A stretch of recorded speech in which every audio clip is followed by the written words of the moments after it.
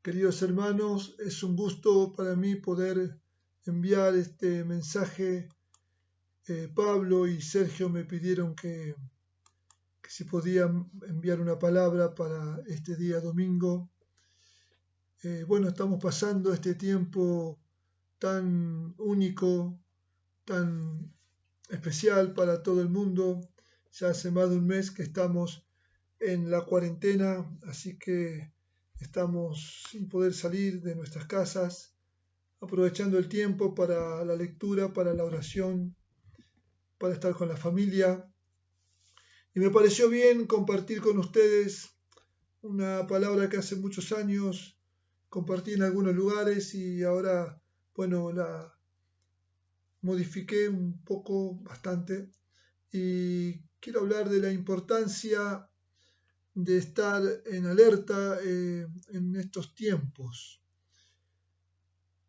En los evangelios de Mateo, Marcos y Lucas se registran las palabras de Jesús acerca de los últimos tiempos, de las cosas que van a suceder antes de su venida, y también encontramos una instrucción muy clara dada a los discípulos para poder permanecer firmes hasta su regreso.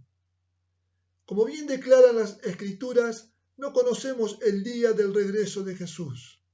Algunos especulan que estamos cerca de ese acontecimiento, otros pueden opinar distinto. Hay varias señales que pueden darnos un indicio. Pero sí podemos afirmar con simpleza y sinceridad que todos vamos a vivir nuestros últimos días en esta tierra, ya sea que estemos cuando el Señor regrese a buscar a su iglesia, o bien que nos toque partir por medio de la muerte. Por lo tanto, es correcto afirmar que a todos nos tocará vivir nuestros últimos días en esta tierra. En este mensaje quisiera concentrarme en los últimos versículos de cada uno de estos capítulos donde Jesús habla de su regreso. En los tres evangelios vemos que los discípulos le preguntan a Jesús sobre la destrucción de Jerusalén, su venida y las señales del final de los tiempos. A raíz de estas preguntas, Jesús comienza a hablar respondiendo. En Mateo 24:4 y en Marcos 13:5 dice exactamente lo mismo. Mirad que nadie os engañe. Y en Lucas dice, mirad que no seáis engañados. La primera palabra de advertencia que encontramos al principio de estos relatos es que tengamos cuidado de no ser engañados de ninguna manera. Luego el Señor responde las preguntas que hicieron los discípulos. Al final encontramos la parábola de la higuera y a renglón seguido podemos ver estas advertencias en las cuales es hoy mi intención que pongamos nuestra mirada, nuestra atención, y que el Espíritu de Dios pueda ayudarnos a comprender más estas últimas palabras en estas instrucciones de Jesús. En Mateo 24:42 dice, velad pues, porque no sabéis a qué hora ha de venir vuestro Señor. La versión Dios habla hoy lo explica de otra manera, despiertos, porque no sabéis qué día vendrá vuestro Señor. En Marcos 13, versículo 33, leemos, mirad, velad y orad, porque no sabéis cuándo será el tiempo. La versión Dios habla hoy, leemos, por tanto permaneced despiertos y vigilantes, porque no sabéis cuándo llegará el momento. En Lucas 21:36 dice, velad pues en todo tiempo orando. La versión Dios habla hoy leemos así: permaneced vigilantes, orando en todo tiempo. La palabra que capta nuestra atención es la palabra velad. El verbo infinitivo es velar. Es la primera palabra que vamos a mirar hoy. Según el diccionario, cuando buscamos la palabra velar, dice observar atentamente algo. Estar sin dormir el tiempo destinado de ordinario para el sueño. Continuar trabajando después de la jornada ordinaria. Cuidar solícitamente de algo. Esta es la definición de la palabra velar. Observar atentamente algo, cuidar solícitamente algo, trabajar más de la jornada ordinaria y estar sin dormir el tiempo destinado de ordinario para el sueño.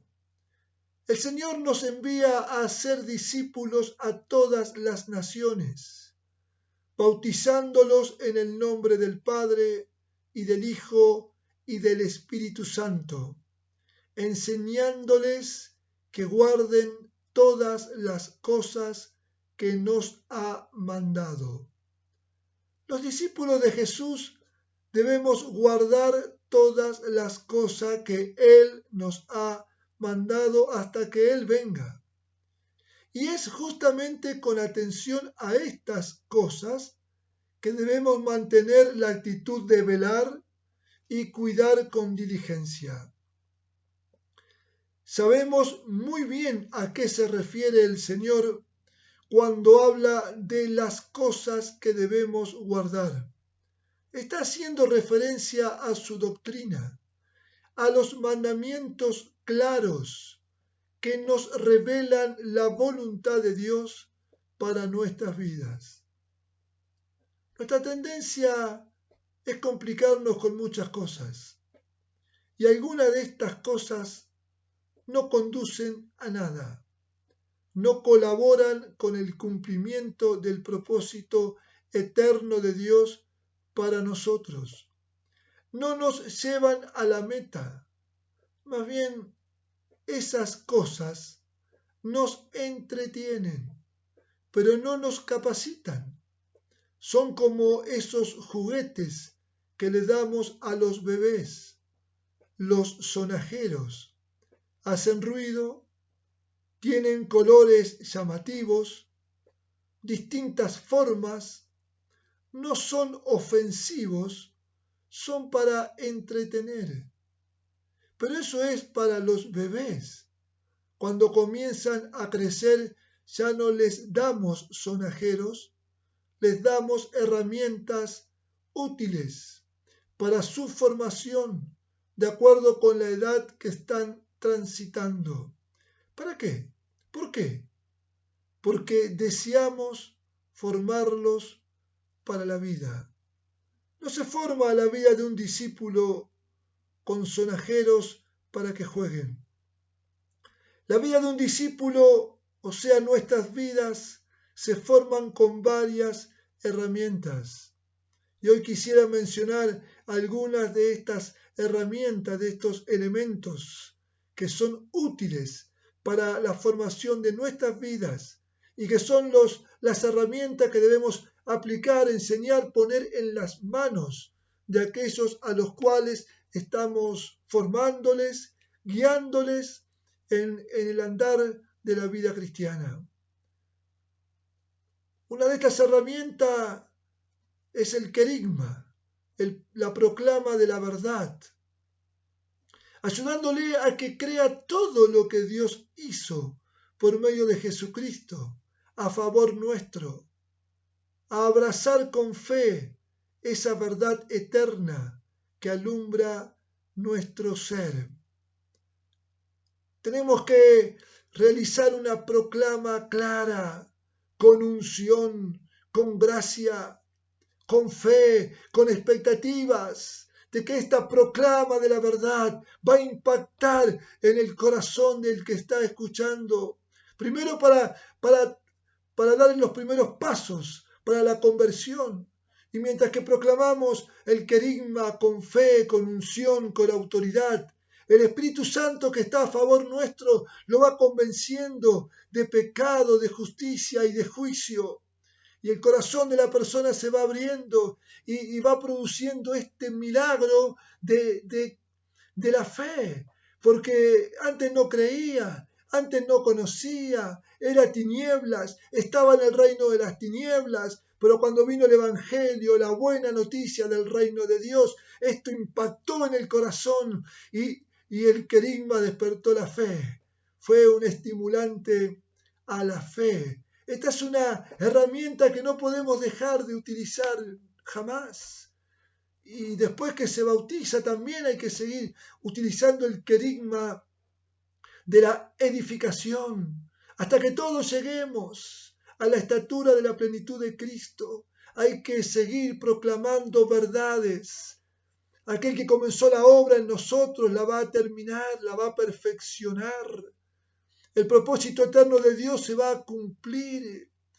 ¿Por qué? Porque Dios ha diseñado esto antes de la fundación del mundo. El querigma es una herramienta poderosa que tenemos que utilizar en la formación de los discípulos.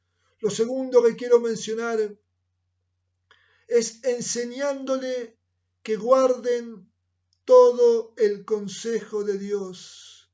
Esto es la didaqué, la doctrina. Esta doctrina contiene los mandamientos del Señor. Es para revelarnos a Jesucristo, para revelarnos su voluntad. Esta doctrina apela a nuestra obediencia al 100%, porque son mandamientos. Podríamos decir que prácticamente casi toda la doctrina la encontramos en 10 capítulos del Nuevo Testamento. En Mateo 5, 6, 7, lo que conocemos como el Sermón del Monte. En Efesios capítulo 4, 5 y 6. En Romanos capítulo 12, 13, 14, 15. Prácticamente está toda la doctrina. Como podemos ver, esto no es difícil. Esto no requiere grandes capacidades para entender. Los mandamientos son de fácil comprensión porque son órdenes, están en un modo imperativo. No mientas, no robes, ama a tu enemigo, honra a tu padre y a tu madre, no adulteres, no forniques. Son mandatos. La doctrina es cristocéntrica. La doctrina es eterna, es inmutable, es para todos los hombres, para todas las mujeres, todas las razas, de todos los tiempos. No puede quitarse ni agregarse. No hace falta modernizarla, está siempre actualizada. Los mandamientos del Señor siempre están vigentes y totalmente actualizados. No hay muchas doctrinas, hay una sola, la doctrina de nuestro amado Señor Jesucristo. Otra herramienta útil para la formación de los discípulos, orando para que sean llenos del Espíritu Santo, viviendo la plenitud de la vida de Cristo que está en cada uno de nosotros por el poder del Espíritu, una vida llena de gozo, viviendo en lo sobrenatural, no avanzando en nuestras fuerzas, sino avanzando con el poder del Espíritu que actúa poderosamente en cada uno de nosotros. Podríamos agregar algunas cosas más, pero con estas tres creo que ya tenemos un conjunto de herramientas para no complicarnos tanto, para no hacer las cosas tan difíciles. Podemos ver en las recomendaciones e instrucciones que el apóstol Pablo le da al discípulo Timoteo, con mucha claridad y convicción le indica las cosas sobre las cuales Timoteo tenía que velar y las cosas que Timoteo tenía que cuidar. Fe y conciencia. 1 Timoteo 1:19, manteniendo la fe y la buena conciencia. Otra cosa que Pablo le subrayó que tenía que cuidar muy bien: la lectura, la exhortación y la enseñanza. 1 Timoteo 4:13, ocúpate en la lectura, la exhortación y la enseñanza. El don del Espíritu. Le dice Pablo en 1 Timoteo 4, 14 y 15, no descuides el don que hay en ti. Ocúpate en estas cosas. Permanece en ellas para que tu aprovechamiento sea manifiesto a todos. También le menciona Pablo la doctrina. 1 Timoteo 4:16, ten cuidado de ti mismo y de la doctrina, persiste en ello, pues haciendo esto te salvarás a ti mismo y a los que te oyeren. 1 Timoteo 6, versículos 13 y 14, te mando delante de Dios, que da vida a todas las cosas, y de Jesucristo, que dio testimonio de la buena profesión delante de Poncio Pilato, que guardes el mandamiento sin mácula ni reprensión hasta la aparición de nuestro Señor Jesucristo. 2 Timoteo 1:13 dice, retén la forma de las sanas palabras que de mí oíste en la fe y amor que es en Cristo Jesús. Otra cosa que Pablo le recuerda, que él tenía que ocuparse de la evangelización. Te encarezco delante de Dios y del Señor Jesucristo, que prediques la palabra, que instes a tiempo y fuera de tiempo, redarguye, reprende, exhorta con toda paciencia y doctrina. Y en 1 Timoteo 5:22 le habla de la pureza. Consérvate puro. Acá encontramos una pequeña lista de algunas cosas que Timoteo tenía que guardar, sobre las cuales tenemos que velar. Porque velar dice que es cuidar con mucha diligencia. Tenemos que saber qué tenemos que cuidar. Aquellos que trabajan en alguna, o aquellos que hicieron el servicio militar y les tocó hacer la guardia, sabían qué tenían que cuidar, por qué tenían que permanecer esas horas despiertos y velando, cuidando. Seguramente era una posición, un objetivo, un lugar, era algo definido. Tenían que rendir cuenta por lo que podría pasar en ese lugar. El Señor dice, id a ser discípulos, enseñándoles a que guarden, a que cuiden. Y Pablo dice a Timoteo, Timoteo, cuida tu fe, cuida tu conciencia, pero no te olvides de la lectura, de la exhortación y de la enseñanza. Tené presente el don del Espíritu y no lo descuides.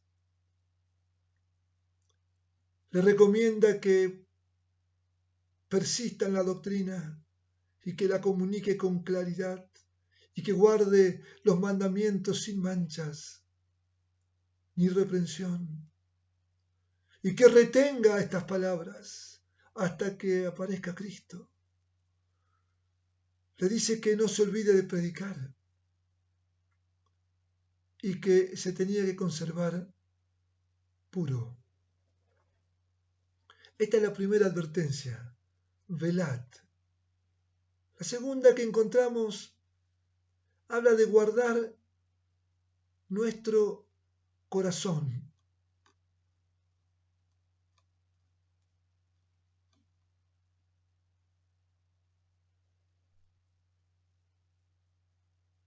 En Mateo 24, versículo 44, por tanto también vosotros estad preparados, porque el Hijo del Hombre vendrá a la hora que no pensáis.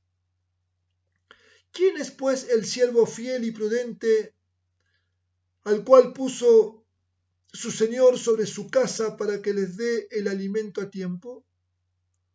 Bienaventurado aquel siervo al cual cuando su Señor venga, le halle haciendo así. De cierto os digo que sobre todos sus bienes le pondrá. Pero si aquel siervo malo dijere en su corazón, mi Señor tarda en venir, y comenzare a golpear a sus consiervos, y aún a comer y a beber con los borrachos, vendrá el Señor de aquel siervo en día que éste no espera y a la hora que no sabe, y lo castigará duramente, y pondrá su parte con los hipócritas. Así será el lloro y el crujir de dientes. En Mateo 13,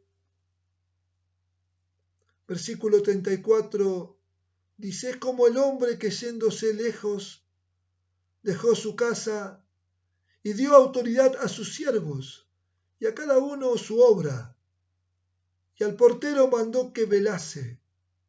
Velad pues, porque no sabéis cuándo vendrá el Señor de la casa, si al anochecer, o a la medianoche, o al canto del gallo, o a la mañana, para que cuando venga de repente no os halle durmiendo.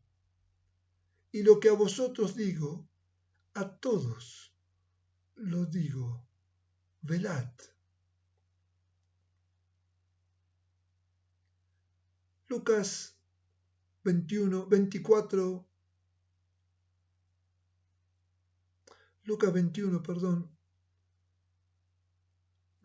34. Mirad también por vosotros mismos, que vuestros corazones no se carguen de glotonería y embriaguez y de los afanes de esta vida, y venga de repente sobre vosotros aquel día, porque como un lazo vendrá sobre todos los que habitan sobre la faz de toda la tierra. Velad pues en todo tiempo orando, que seáis tenidos por dignos de escapar de todas estas cosas que vendrán y de estar en pie delante del Hijo del Hombre. Primer palabra era velar. La segunda, guardar nuestro corazón.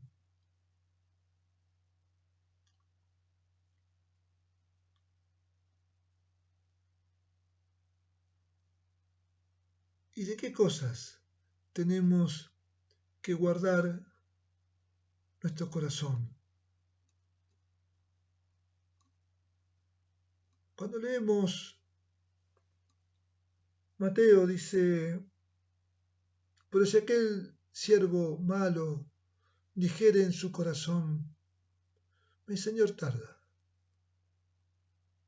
voy a comenzar a golpear a mis colegas, a comer y a beber con los borrachos. En Lucas dice: mirad que vuestros corazones no se carguen de glotonería y embriaguez. Habla de malos hábitos. Habla de volver a las obras que hacíamos antes de convertirnos. Habla de desórdenes. Podríamos poner otras cosas. No cuidado del cuerpo, acostarnos tarde, levantarnos tarde, estar ociosos, no realizar los trabajos con la diligencia y la responsabilidad.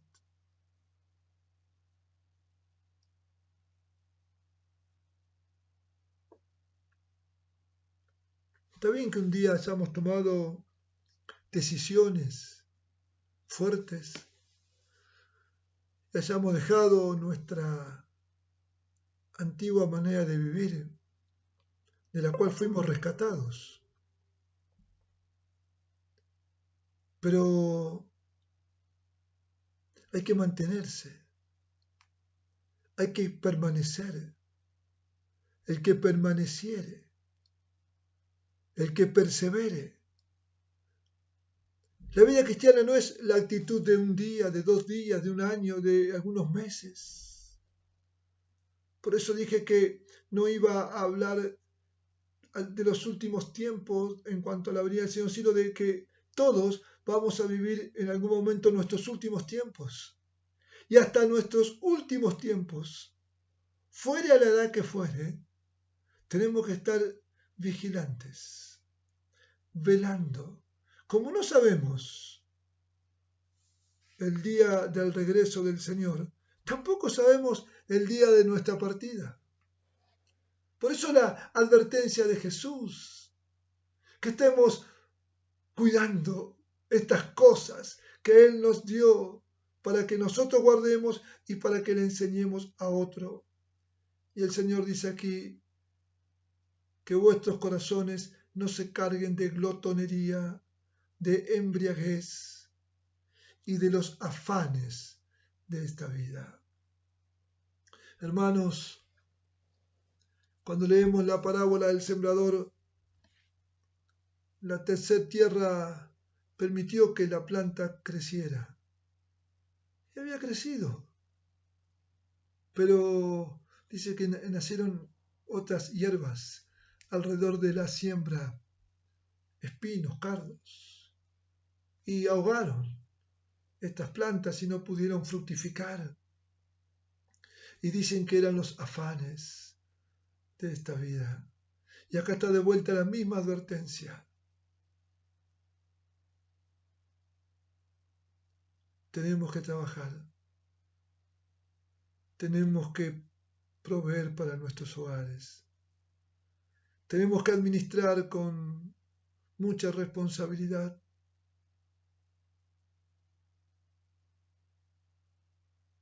Pero que no nos gane la corriente de este mundo. En este mundo hay una corriente, hay una manera de vivir, hay metas que el mundo se impone. Nosotros estamos en el reino de la luz. Tenemos otro modelo, tenemos otro estilo de vida, tenemos otras premisas, otros principios. Tenemos otras metas. Hay que guardar con mucho cuidado nuestro corazón. Proverbios dice que hay que guardar el corazón, porque del corazón mana la vida.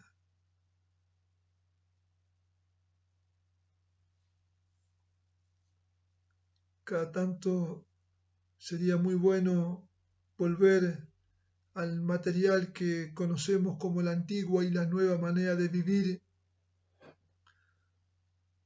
leer bien la introducción y repasar los 10 pecados que ahí están, y podríamos agregar otros, y volver a leer los versículos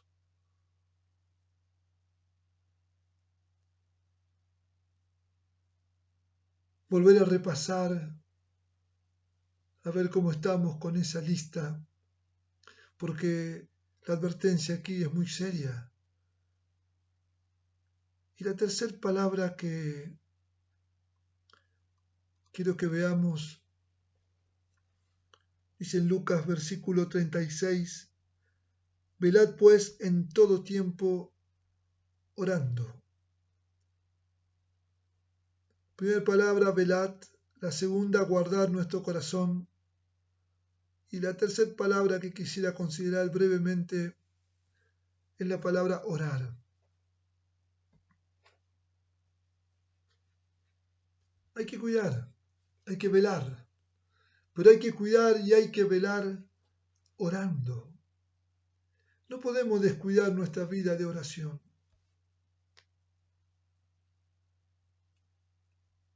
Pablo nos orienta a orar sin cesar, o sea, orar en todo tiempo.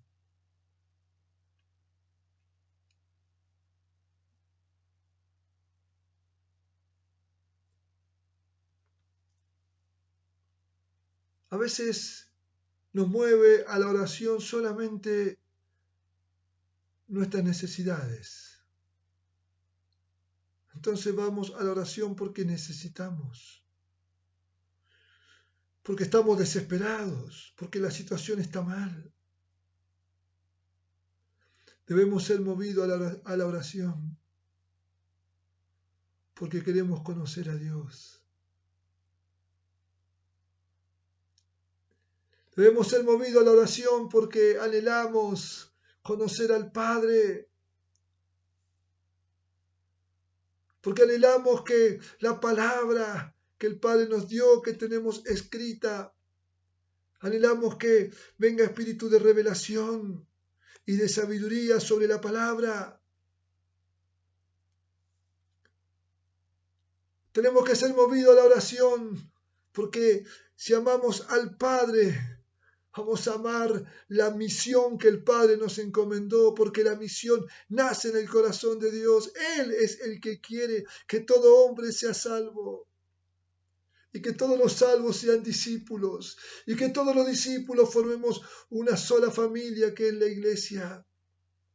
Él es el que desea que este evangelio sea predicado en todo lugar habitable y después vendrá el fin.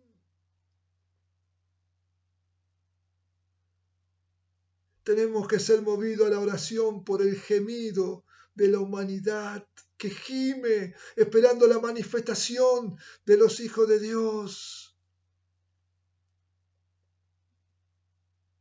A veces solamente nos mueve a la oración nuestras necesidades. Y a veces ni siquiera son nuestras necesidades, son nuestros caprichos. Y ahí vemos nuestra necedad. Hermanos, qué hermoso es entrar a ese cuarto de oración. Porque hay una instrucción que dice, entra a tu cuarto, cierra la puerta.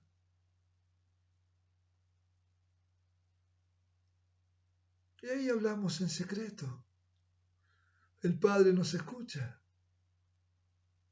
El Espíritu Santo nos ayuda en nuestra debilidad y en nuestra ignorancia. ¿Qué hemos de pedir como conviene? No sabemos. Pero el Espíritu gime en nosotros. Ora en nosotros, intercede con gemidos indecibles. Y a veces en ese cuarto no hay atractivo. Pero está el Señor. Está su presencia. Está su palabra. Está su voz que nos alienta, que nos anima. Ahí está el Padre que nos perdona. También nos muestra nuestros errores. Ahí está el pan nuestro de cada día, el pan de nuestros hermanos. Por eso dice pan nuestro, no es el pan mío, el pan nuestro. Tomar la carga de orar por 3, 4 familias. Ahí está el perdonar y pedir perdón. el clamor para que venga tu reino, para que tu voluntad sea hecha.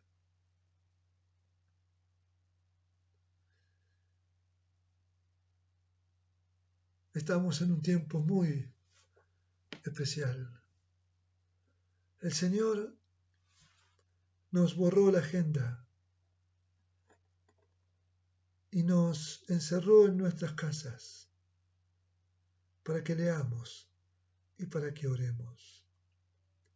Algunos ya están empezando de nuevo con los trabajos seculares. Espero que se haya aprovechado bien este tiempo. Otros tal vez tengamos que seguir por distintas razones dentro de nuestros hogares.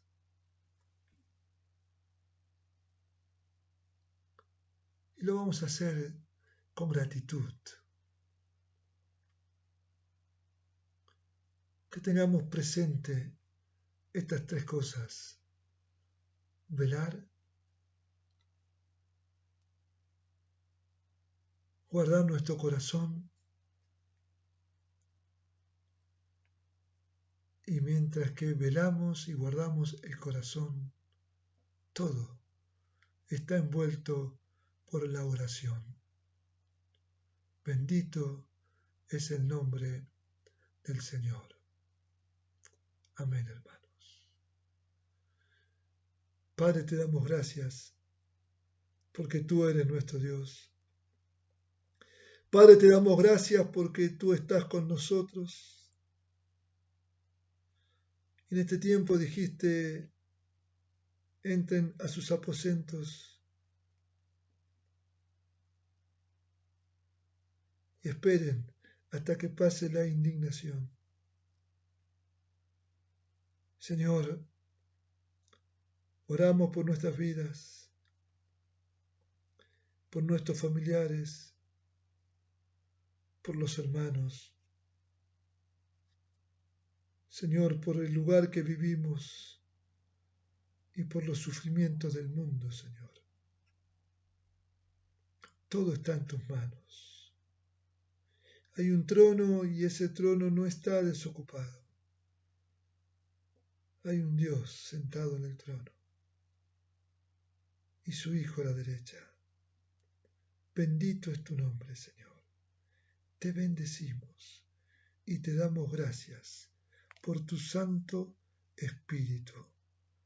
Bendita es tu voluntad y gracias porque vas a seguir trabajando en cada uno de nosotros hasta aquel día que tú vuelvas o que nosotros partamos a tu presencia. Guárdanos. Queremos estar firmes y no queremos golpear a nuestros consiervos. Queremos amarnos los unos a los otros. Bendito es tu nombre, Señor. Amén.